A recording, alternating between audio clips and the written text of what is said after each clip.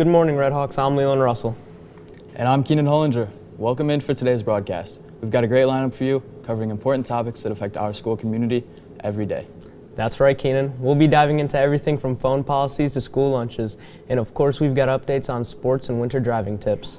Well, let's get started on a closer look on our phone policies in classrooms. At Cedar Springs High School, a new cell phone policy is sparking debate. While some say it's essential for maintaining focus, others argue it limits communication and learning opportunities. I would say students are better off not having cell phones in the classroom. If you have them on you at all times, if you feel a buzz in your pocket, it's really easy just to pick it up and look at it quick. If it's away, then it's out of your mind. I'd say the current cell phone rules are pretty fair. Social media has become a cornerstone of modern. At Cedar Springs High School, a new cell phone policy is sparking debate. While some say it's essential for maintaining focus, others argue it limits communication and learning opportunities. I would say students are better off not having cell phones in the classroom. If you have them on you at all times, if you feel a buzz in your pocket, it's really easy just to pick it up and look at it quick. If it's away, then it's out of your mind. I'd say the current cell phone rules are pretty fair. I don't think it's that much to ask of students to put our phones up in the caddy.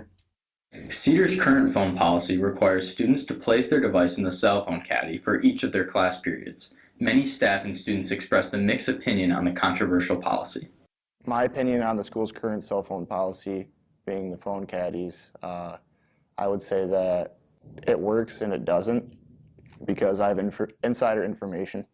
Students use old cell phones, they'll bring them to class and then just stick them in the caddy and they'll just keep theirs on them. Yeah, I think that overall it's a good thing. I think that the high school's cell phone policy has changed because freshman year we didn't really have a cell phone policy. It was more so keep it either in your bag or just stay off of it. And there wasn't really a strict policy, but now we have our cell phone garages that we have to keep it in, and we're not allowed to even have it on us anymore. While Cedar's policy has received both praise and criticism, there are undeniable benefits to a school-wide restriction on phone use. So the cell phone policy really improves students' mental health. There's a lot of research on the start of cell phones and then start of mental health crises for students. And so you can see as cell phones became more popular, students' mental health, especially anxiety and stress, have also skyrocketed. What I see as a positive for students is that when I see them in the hallway, they're engaged, looking at the teacher, smiling, making a connection with the students around them. I believe that cell phones impact my ability to balance personal life and school life, because in school, if I have my phone on me, I want to kind of be on it and focus on my personal life, and that kind of takes away from my school life and focusing on where I'm at in the moment and my learning. Kids these days have been more addicted or becoming more addicted to their phones. Back then it was just a cool thing to have. And social media was just starting to kick off as far as Facebook, Instagram, Twitter.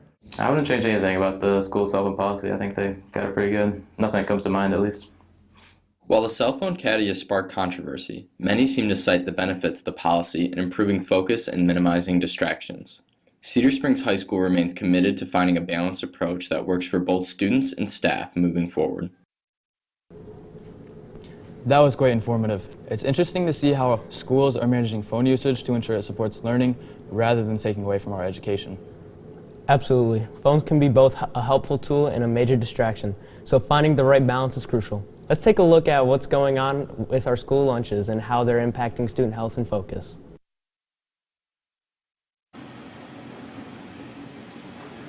Hi, I'm Ellie Bowser, live in the cafeteria, and today we're going to take a deep dive in how the nutritional value is in our lunches. Let's take a look at what our students and staff have to say about our school lunches. Do I enjoy being a lunch lady? Yes, I do. I love it. I've been here for 10 years now and plan on being here a few more. Yep, but I thoroughly enjoy it. How I feel about the school lunches is that they're pretty good. They're affordable, which means they're free. I feel like school lunches are not the best. I wish that our school lunches offered a little bit more variety of fruits, probably more fresh fruits. I don't like school lunches. I'm scared to eat the food. I don't know what it is. Yes, I wish that there are better options for school lunch because a lot of the options certain people don't like. I feel like school lunches are delicious because there's a variety of main dishes you can pick and a lot of different vegetables you can pick. How often I get school lunches is every day. How often I eat the school lunch is that I eat it every day. I don't get school lunches, and if I do, I get it like once a year. Busiest days are they love the Red Hawk Bowls. That's a busy one. Deluxe Nachos is a busy one. So yeah, but there's quite a few. Almost every day is busy for us. My favorite school lunch is probably the Red Hawk Bowl. How I would rate the school lunches would be a 6 because they are free, but they aren't the best. I would rate the school lunch on a scale of 1 to 10 probably like a 6 because it was a step up from middle school's lunch. I would rate the school lunch a solid 10 because it's delicious. I would rate the school lunch like a 4 on a scale of 1 to 10 because I know some kids can't bring cold lunches, so that's nice for them to have school lunches. I say 98% of them, yes, are very grateful and are nice to us. I wish my lunch was slightly later in the day because right now it's really early. I have B lunch. I wish that lunch was a little bit earlier in the day because we wake up so early. Yes, I do wish that I had A lunch. Wow, thank you guys for that beautiful piece on school lunches. And thank you all of our staff for making the nutritional meals for us daily. Now, back to you, Keenan and Leland, for the rest of your broadcast. With all the love, Ellie Bowser. It's great to see how schools are working to offer healthier and more balanced meal plans for students. That's right, Keenan. Now let's cut to a social media piece on how social media is ruining our schools. Social media has become a cornerstone of modern life, influencing the way we interact, learn, and view ourselves and the world. But how often do we use it, and what impact does it have on us? How often do I use social media? I use social media majority of my day, and I use Snapchat the most. I use social media every day, like as most other people would. And the platform I use the most would be Snapchat or Instagram.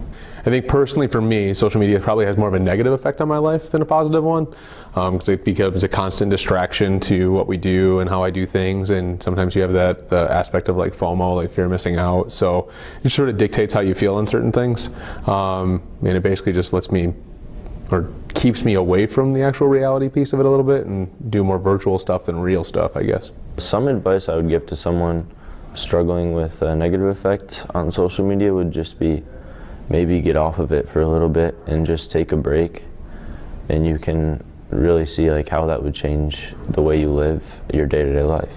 I think that when you're trying to present yourself a certain way on social media, you always try to make yourself look better, like look nice, and you might edit a photo to do that or something.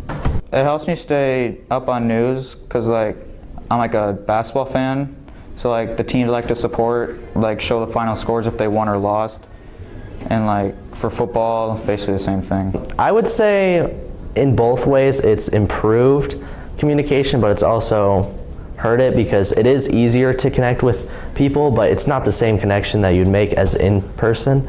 So I feel like it can be negative, but it's also a positive relationship.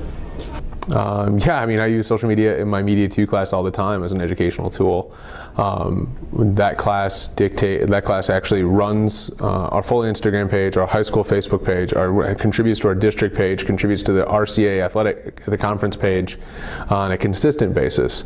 And that's a real world experience now, because you've got people that are doing social media or doing marketing or doing PR for companies, or even just video production stuff is the same realms. So realistically, that's a real hands-on experience that those kids have, that when they leave here, they've got a portfolio to showcase the stuff that they can do to hopefully get hired, whether it's at a university or in a professional setting.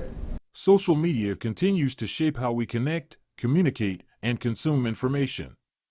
While it offers countless opportunities for engagement and expression, it also raises important questions about privacy, mental health, and the integrity of online discourse. Should be on one, guys.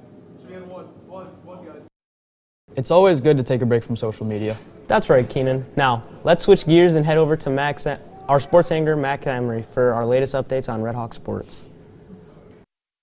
Thanks, Leland and Keenan. Hi, I'm Max Emery. I'm here at the Cedar Springs TV Sports Desk, and I'm here to share a few things with you guys.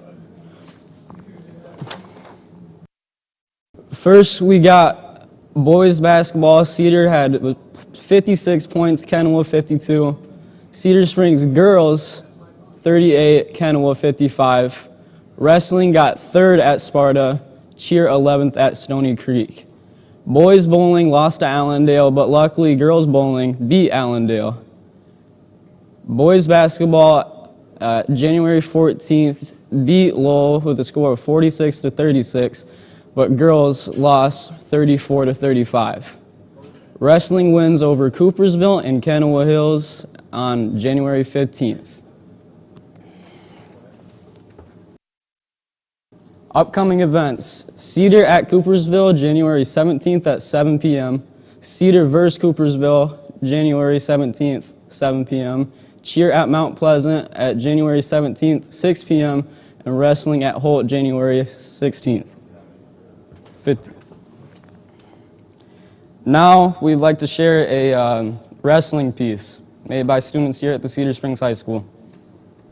My biggest challenge as an athlete would probably be not doubting myself, because there are some times in matches where you can feel your mind shift away from being an aggressor to being defensive or doubting yourself, and then you lose. During the off season, to prepare, I just train 2 to 3 times a week. I get in the weight room and go to out-of-state tournaments. I would say my biggest challenge is my own head, honestly. That's just, I get in my own head and throws me off.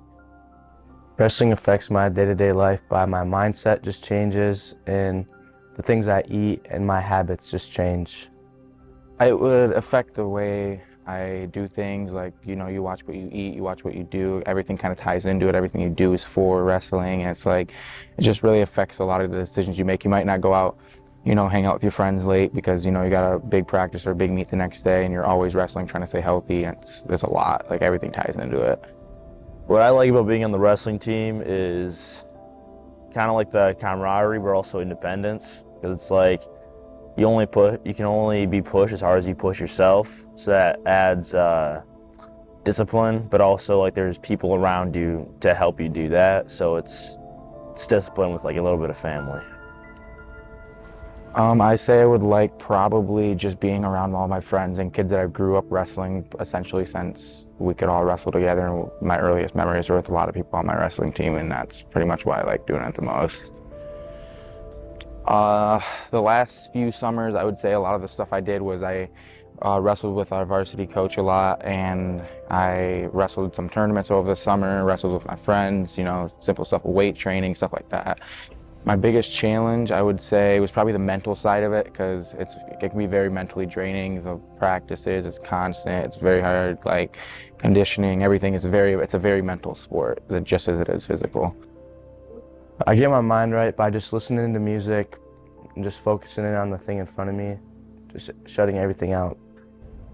It depends on the meet, because a lot of times you know who you're wrestling, if you're going to wrestle somebody good or bad, and your kind of mindset for me kind of changes sometimes. But mostly you just kind of listen to music, get in the zone, and get ready and go out there and do your thing. Wow, good luck wrestling. As well as we have a home game tonight at Cedar going against Coopersville, but don't forget there is a fundraiser tonight for our old freshman coach, Trenton Cooper. Anyways, that's all at the sports desk. Back to Keenan and Leland. Thanks, Max. It's always exciting to see how our teams are performing and representing our school. Absolutely. Our athletes put in a lot of hard work, and it's great to see their efforts paying off now. As the season changes, we need to be prepared for winter driving. Let's check out some important tips to keep us all safe on the roads. My name is Jackson Brown, Jackson Brown. The type of vehicle I drive is a Chevy Malibu, and it's white.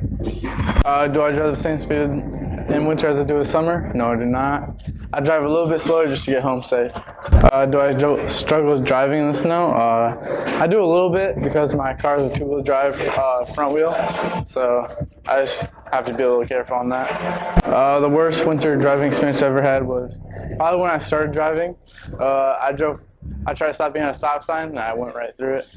My name is Chase Sarniak, and it's spelled Chasesarniak. I drive a four-door sedan, front-wheel drive. I don't drive the same speed in the winter as I do the summer, because usually the roads are a bit icier and slippier. But if the roads are fine, I'll just drive the speed limit usually. I don't really struggle driving in the snow too much, because it's really just like you just got to go a little bit slower, take everything a little bit slower, I guess, yeah. So the worst experience I've had while driving in the snow, so I was driving back from wrestling practice around the S-curve at next to Casey's on 18 Mile, and I kind of got a little sideways, almost crashed. But Jordan Vu, JordanVu. Grant Payne, GrantPayne. Yeah, so I drive a 2014 Chevy Cruze. Yeah, I drive like a 2008 Nissan Armada. Me personally, I do not struggle driving in the snow, but in the ice is crazy, you know what I'm saying? Yeah, so me, I hate driving in the snow, been in the ditch a few times, sucks, I don't really like it. My worst winter driving experience would have to be getting sideways on the road, hitting some black ice, and just like not knowing what to do. Yeah, my worst driving experience in the winter is probably when I hit a deer in the snow, you know, went in the ditch, had to get my car towed out, just really bad. The accident I've been in is when I hit a deer in the winter. I was driving 80 on a back road, you know what I'm saying, just smoked the deer, totaled my car. These tips are a good reminder. Winter driving can be unpredictable, so being prepared is key. Definitely. Staying safe on the roads is essential, especially with icy and snowy conditions. Now, let's check in with our weather team for a look at our forecasts. All right, thanks, Keenan and Leland. Let's take a look at the weather behind me. So as you can see, there's some cloud formation above in the UP, and as we head south towards the center of Michigan, the cloud formation kind of dissipates, but over Lake Michigan, we can see lots of cloud formation. Let's head to the temperatures. So along the coastline, we have temperatures ranging from about 28 to 35, but as we head in towards the middle, we have some lower temperatures around 20 to 16, and then as we head south, we have a little bit of 27s around here, and around Grand Rapids, we have 27, and in this middle range, it kind of lingers around there. Let's take a look at the 7-day forecast. On Friday, it's 37, but as we hit the weekend, it kind of lowers, so make sure to get outside, get a little bit of sun that we can get in the winter, because that temperature is going to drop real quick on Sunday with 13, and then dropping all the way to 3 on Monday. Who knows, maybe we won't have school on Monday because the temperature has a low of -5. So make sure to dress warm and keep some nice winter clothing on because we might get some snow. So like Keenan and Leland were saying, let's drive safely out there because the winter is going to be bad. And then as we hit Wednesday and Thursday, these temperatures are going to start to increase again. So hopefully we can get some sun and some warmth. Thank you. Back to you guys. Thanks for that update. It looks like we've got some cold weather ahead, so bundle up. For sure, Keenan. Well, that's all for today's broadcast. Thanks for tuning in, Red Hawks. And remember, it's a great day to be a Red Hawk.